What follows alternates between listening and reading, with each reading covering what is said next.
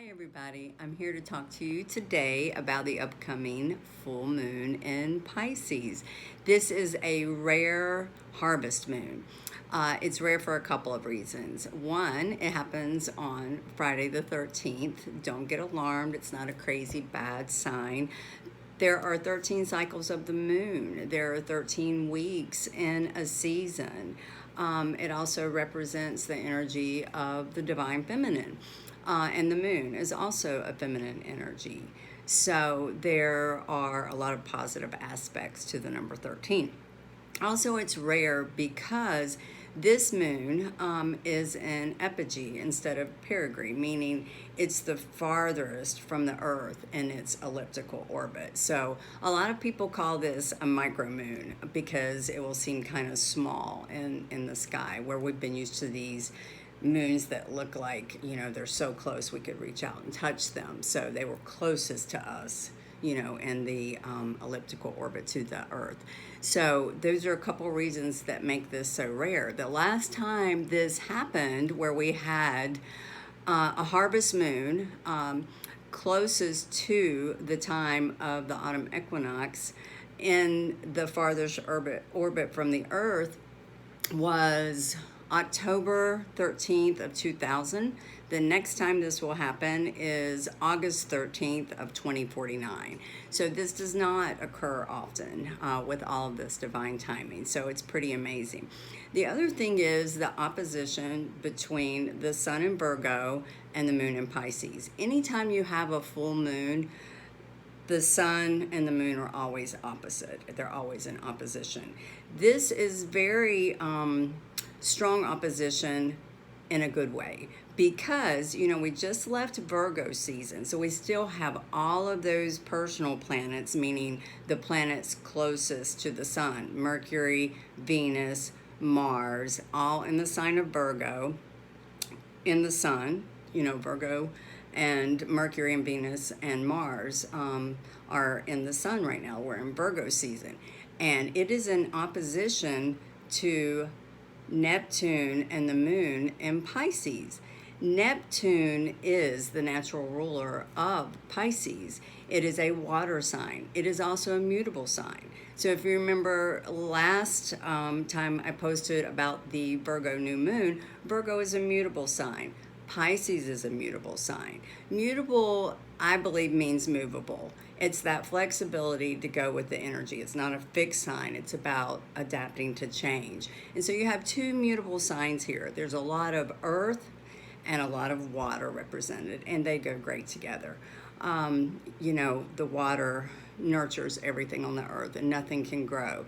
This is about polar opposites and the integration. I really believe the theme of this Pisces full moon is integration.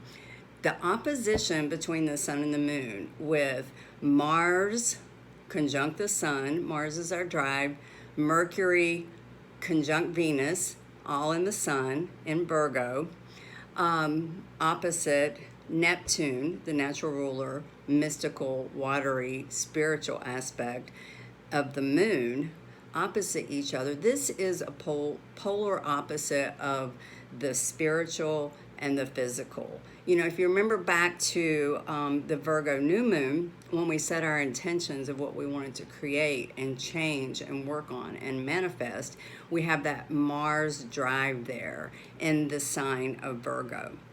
And it is a very physical placement. All of these personal planets in Virgo are about health and wellness and fitness, and what can we physically do to work on ourselves in our personal environment. And it is in opposition to the moon in Neptune. Neptune is in Pisces, and the moon, this is a Pisces full moon.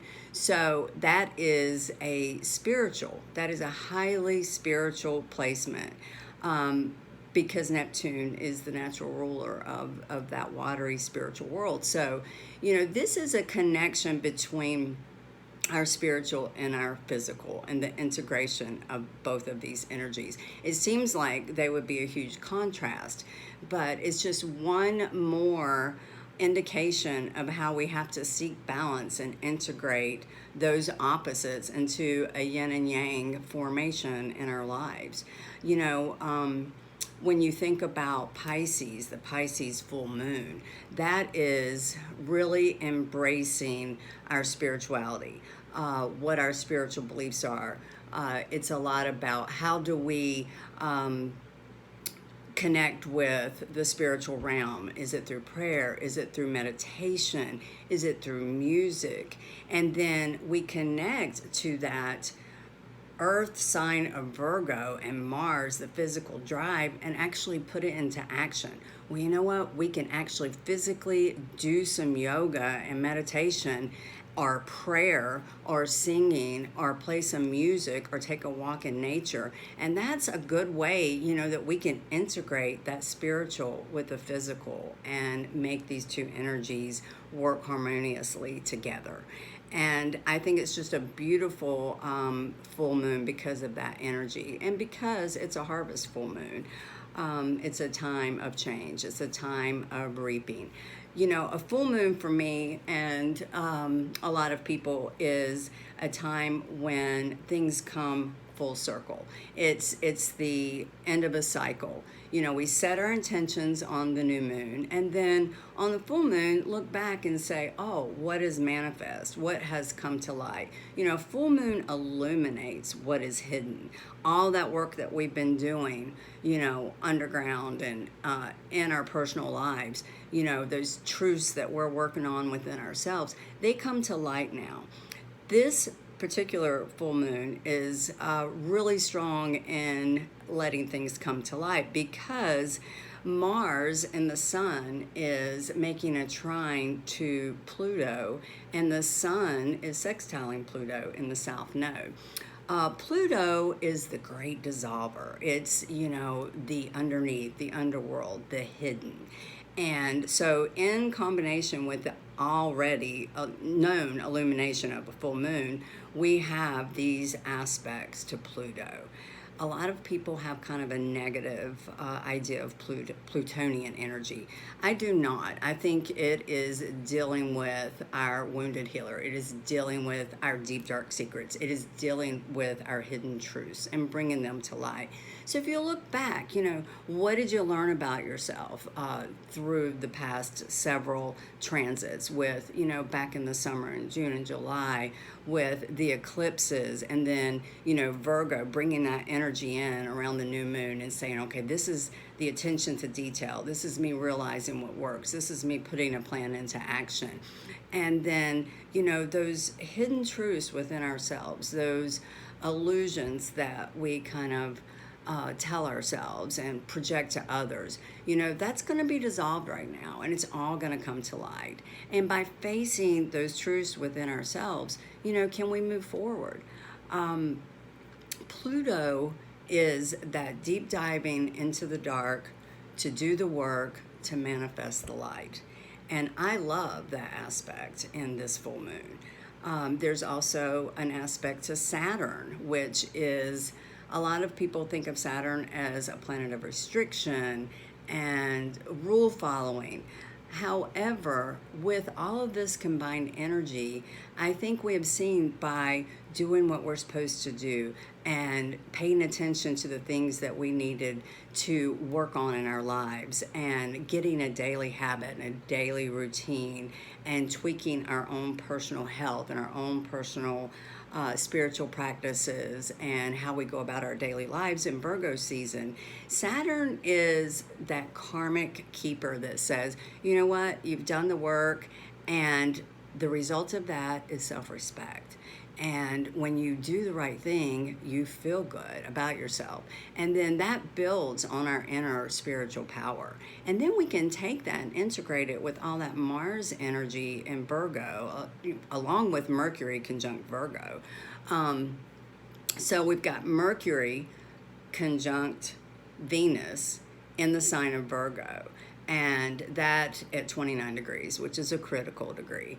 And that energy, along with Mars, our drive in Virgo, connects with that spiritual aspect of Neptune and Pisces, and how do we keep things from being allocated and integrate it all into a whole person. And as we move, out of Virgo season, which was focus on self, even though Virgo is a humanitarian sign, kind of like Aquarius, what can I do to help? It really is focusing on the interpersonal details. And we take that energy and we move in to Pisces, a really emotional, sensitive, intuitive, spiritual sign where the moon is located. And the moon rules our emotions anyway. So how do we integrate that physical and spiritual moving forward? I think Saturn is the anchor here. Saturn says, you do the next right thing and the next right thing happens. Move a muscle and change a thought. It's all about integrating our spiritual ideas in a physical realm in our everyday lives. And that energy is going to shift from that Virgo personal aspect of what can I tweak in my everyday life, in my everyday routine, in my everyday health, in my everyday habits. Because those signs, those personal planets in the sign of Virgo are now slowly moving into Libra, which is what we go into by the end of September. We're moving into Libra season, which is a big shift in the energy. It's shifting from attention to me to attention to we. By doing that inner work, by earning that self-respect, by tweaking our systems, by following our personal integrity rules, we're now able to show up in a very social sign of others with Libra, which is about balance and being in community, and take that on into our lives as we move forward. And I think a lot of things are going to unfold end of September into October as we move into a community mindset. And we've done the work, so we know we're ready. We know who we are. We know what we needed to change. We're working on doing those little things that need to be adjusted in our lives. And, we move forward with integrity and self-respect. And by doing that, we can show that to others. Only when we learn to love ourselves are we able to carry that love on into our community and into our tribe and into our connections with others. And so I hope that this inspires you to continue on the path of self-discovery. If you wonder, where does all of this fall in my chart? You could reach out to me. I'd be glad to take a look at that for you. But you want to look at where's Pisces in my chart? Where's Virgo in my chart? Where is Mars in my chart? Where is Saturn in my chart? And you can get a little more in-depth on the specific areas and the specific houses that those planets are in, and learn how to specifically specialize in your own personal evolution and change of growth. So I hope that helps, and I hope you have an amazing harvest moon. Thanks.